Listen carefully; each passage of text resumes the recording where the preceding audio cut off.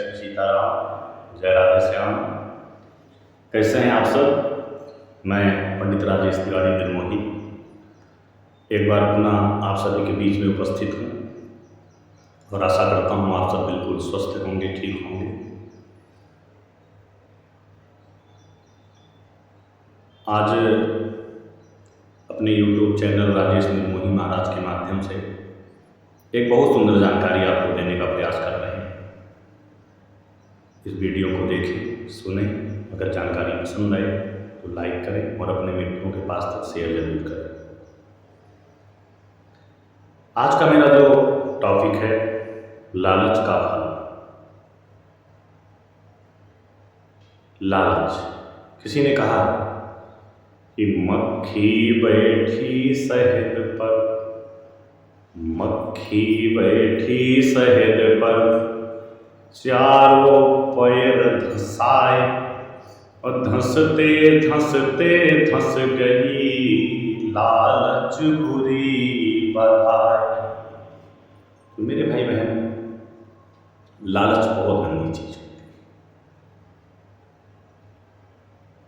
एक सुंदर सी कथा आपके बीच में रखने का प्रयास करते हैं। एक बार किसी गांव में दो भाई रहते थे। दोनों भाई विचार तो बहुत अच्छे थे, आपस में बनती भी बहुत थे, लेकिन दोनों के दोनों विपन्न थे, निर्धन थे, गरीब थे। किसी तरह जैसे तैसे जिंदगी कट रही थी। एक दिन बड़े भाई ने छोटे भाई से एक प्रस्ताव किया कि छोटे भाई, इस गांव में तो गुजारा नहीं होगा, बाहर तो हम लोगों को जाना ही पड़ेगा, क्योंकि अगर बाहर नहीं जाएंगे तो हम लोग भूखे मर जाएंगे। छोटे भाई ने भी सलाह कर दी, ठीक है चलो चलते हैं। परिवार वालों से विदा हो करके, गांव वालों से ये बोल करके मेरे घर की रक्षा करना, देख रेख करना, दोनों भाई परदेश चले गए। अब ये परदेश के लिए निकले हैं, रास्ते में कोई साधन तो है नहीं, पैदल ही जाना, और साधन होगा नहीं तो इनके पास देने के लिए पैसे नहीं, पैदल चले जा रहे हैं। इतने में एक साधु बाबा भागते हुए चले आ रहे थे। रुको रुको रुको, उधर मत जाओ, उधर मत जाओ, उधर मत जाओ, मत जाओ मत जाओ, लौट जाओ लौट जाओ, चिल्लाते हुए चले जा रहे हैं। तो दोनों भाइयों ने पूछा, महाराज जी बात क्या है, आप इतने उदास, इतने डरे हुए, किसी ने आपको कुछ कहा और फिर आप हम लोगों को कह रहे हैं लौट जाओ लौट जाओ, तो ये कारण क्या है? बाबा जी ने कहा, बेटा लौट जाओ, रास्ते में एक बहुत बड़ा भूत है, इतना बड़ा भूत है कि वो कब किसको मार दे, किसको खा जाए कोई पता नहीं। और मेरे हिसाब से मैंने भी उतना बड़ा भूत जिंदगी में पहली बार देखा। चले जाए, कई लोगों को अब तक वो मार चुका है।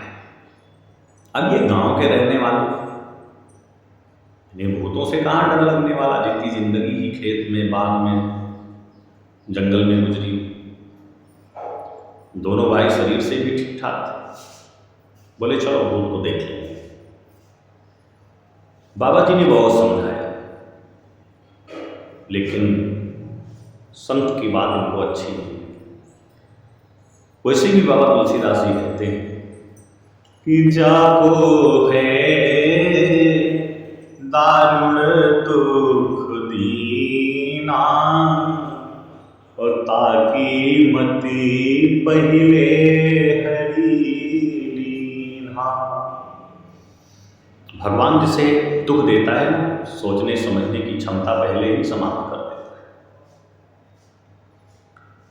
आज ये दोनों भाई विचार किए कि भूत से तो हम लोग लड़ जाएंगे, फिर भूत क्या करेगा, भूत इंसान के पास थोड़े ना आता है। साइंस तो कहता है भूत नहीं होते, पर ऐसा कुछ नहीं है।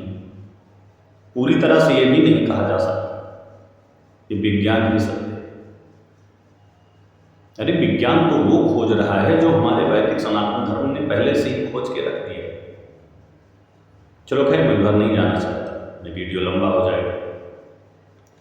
दोनों भाई भूत से लड़ने के लिए चल पड़े। रास्ते में देखा तो बहुत सारे बड़े बड़े बर्तनों में सोने चांदी असरफियां मोहरे भरी पड़ी। दोनों भाई तंग रह गए। अरे राम राम, इतना ज्यादा खजाना, इतना बड़ा धन मैंने तो जिंदगी में नहीं देखा। हाँ अरे राम राम, वो बाबा ना बहुत निहायत कमीना है, बहुत बेवकूफ है, पागल है, बहुत गंदी गंदी गालियां देने।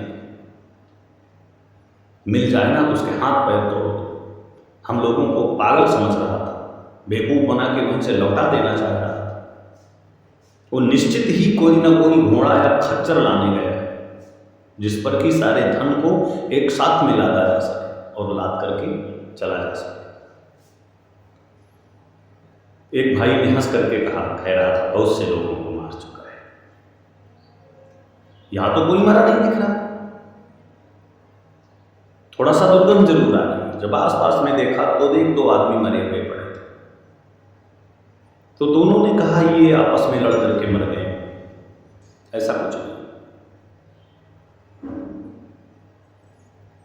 दोनों भाई बैठे विचार करने लगे कि ये इतना धन कैसे ले चला है, सर पे तो ले जाया नहीं जा सकता, चोर डकैत का भी डर है, प्राण से भी हाथ जाएंगे। एक ने कहा मेरे भाई मैं यहीं बैठा, तू बाजार से जा करके दो चार मोहरे पास में लेता जा, इसी को बेच करके दो तीन घोड़े और थैलियां बड़े बड़े बोरे लेके आ। अब ये बड़ा भाई बाजार चला गया, छोटे भाई के मन में लालच आया, उसने दौड़ करके पेड़ की टहनियां तोड़ा और टहनियों को रगड़ करके नुकीला बनाया। कोई हथियार तो था नहीं, उन टहनियों को नुकीला हथियार बनाया और सोच रहा है जैसे बड़ा भाई आएगा उसको मारूंगा, और इस सारा धन में अकेले इंतजार करने। और बड़े भाई की नीयत डोल गई, उसने क्या किया, मिठाई खरीदा, मिठाई में जहर मिलाया और लेकर के चल पड़ा कि छोटे भाई को खिला दूंगा, वो मर जाएगा, धन को मैं ले लूंगा। जैसे बड़ा भाई आया, थैले में असरफियों को भरने लगा, तो छोटे भाई ने पीछे से उसके गर्दन पर नुकीली वस्तु से वार किया, गला बेधता हुआ वो नुकीला डंडा इधर से उधर निकल गया। बड़ा भाई तो अब छोटे ने सोचा लाओ, अब ये मर गया तो मिठाई ही खा लिया, उसके बाद में घर चलते हैं, चलना तो है। प्यार से बैठ करके वो मिठाई खोला और खाने लगा, और खाते खाते वो भी चल बसा। इतने में संत जी देखा तो दौड़ के चले आ रहे हैं, अरे राम राम, देखो देखो इस भूत ने इन लोगों को भी मार दिया, मुझे पता था कि ये प्रेत इनको मार देगा। जो लोग और जो बदबू आ रही थी, एक दो लोग परे थे मरे हुए, वो भी ऐसे ही लड़के मरे थे। इसलिए मेरे भाई बहुत ज़्यादा माया के पीछे भागने की आवश्यकता नहीं है, ज़्यादा लालच की आवश्यकता भी नहीं है, बस किसी संत के भाव में साईं इतना दीजिए जामे कुटुम समार, मैं भी भूखा ना रहूं साधु न भूखा जाए। आवश्यकता इतना है, धन प्रभु बना दे जिससे परिवार का भरण पोषण हो सके, संतों की सेवा हो सके। उतना धन भी किसी काम का कि ब्लड शुगर, ब्लड कैंसर और अनेक सारे रोग पैदा हो जाएं, रात में नींद ना आए। तो मेरे भाई लालच से हमेशा बच के रहना चाहिए। बस आज के लिए इतना ही, कल मिलते हैं एक नई जानकारी के साथ। तब तक आप सभी को जय श्री सीताराम।